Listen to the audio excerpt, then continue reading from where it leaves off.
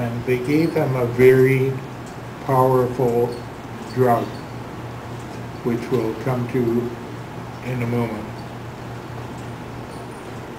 Now, it's called cyclopentexol acetate. They gave him 75 milligrams. And our question right now was, why did they have to do it? He was already in restraints.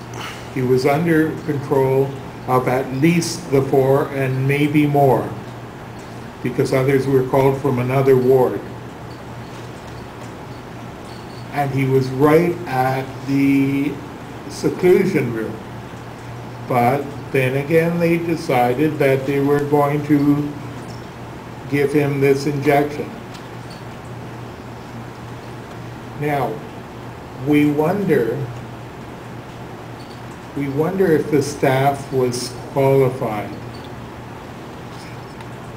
I know they were qualified to give an injection. The attendants, they've apparently, they call them nurses. They could be registered nursing assistants. They did give him this injection. They opened the door to his cell. It's a steel door.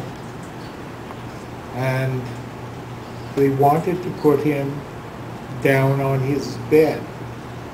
But he couldn't bear. He couldn't bear weight. He collapsed. He collapsed. So what they did is they took his mattress and they put it on the floor and they lie him down, and he was lying on his back. Then they shut the steel door,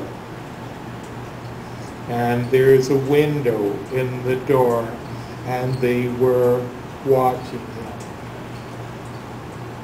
Actually, they were watching him die,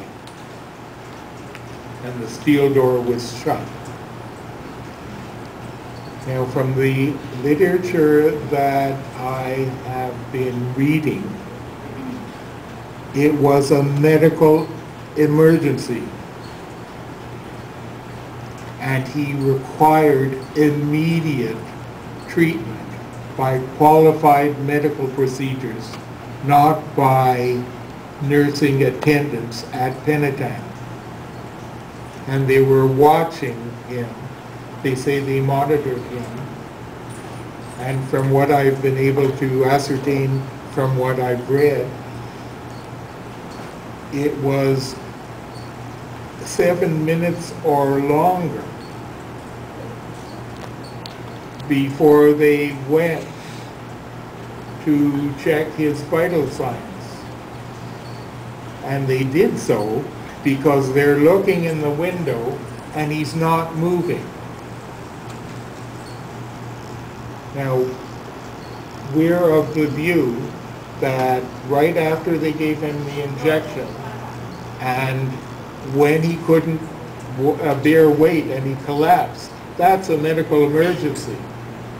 And what they did after the injection, when they put him in his cell, they sentenced him to death.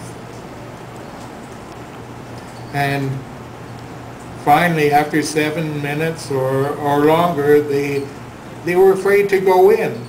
They said he's faking. They said that he was playing possum, that if they went in there, he would come up and attack them. So there were a number of them that went in at once, just in case.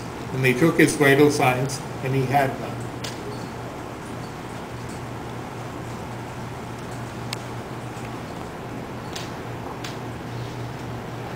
So probably at that point, when they called what is known as the Code Blue, everyone comes, he probably was dead. There's no way they could get him, no way they could get him alive. They took him to the hospital, but I'm sure he was already dead. He was pronounced dead at the hospital. Now, when you talk about staff qualifications, maybe they were qualified to give the injection, but not qualified to look after him. Even when they brought the emergency equipment, there was some malfunctions, but I don't think it made any difference. He was probably dead. Now, there is going to be an inquest. For sure there will be. The law requires it. But if there are criminal proceedings arising out of Kulmiye's death, then the inquest will not take place. It will wait until the criminal proceedings are over. And when that inquest happens, I am hopeful that the manufacturers of this drug should be part of the inquest. They should be able to talk about the combination of drugs that Kulmiye had. He took other drugs that were prescribed. And very, very important, the positioning of Kulmiye after the injection, when he couldn't bear weight and when he collapsed. There's no way that he should have been allowed to lie flat. He should have been put up in a sitting position, because that might have been what killed him. And there have been memoranda issued from the coroner's office resulting from other deaths. There have been inquests. He should have been sat up, for sure. I hope that the psychiatrists that prescribed these drugs should be part of the inquest.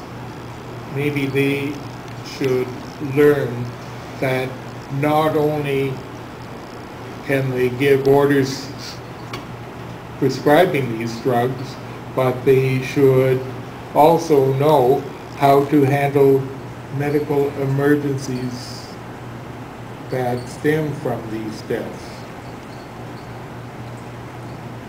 And of course, we want the inquest to look at physical restraints, other chemical restraints. Now, when there's an inquest, the inquest has to answer 5 questions. Who died, how he died, when he died, where he died, and by what means. Now, there's no secret of who he was and no secret of when and where he died, but the others will have yet to be answered. Now, I'd like to talk about where the inquest should take place. Normally, it takes place in the community where the person dies. It's up to the coroner to decide where the inquest should be. Now, we're saying that it should not be in that community. It should be in Toronto, and there's several reasons for that. The family wants to attend the inquest.